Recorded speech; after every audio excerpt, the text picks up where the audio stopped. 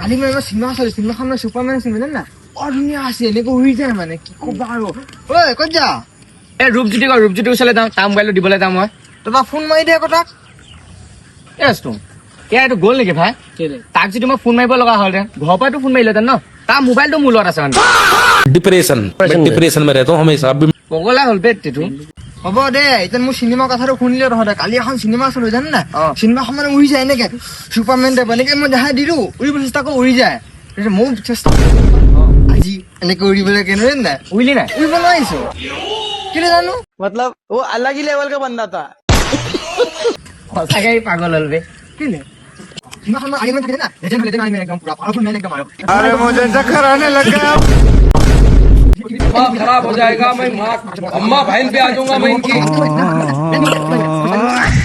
कौन है ये लोग कहाँ से आते हैं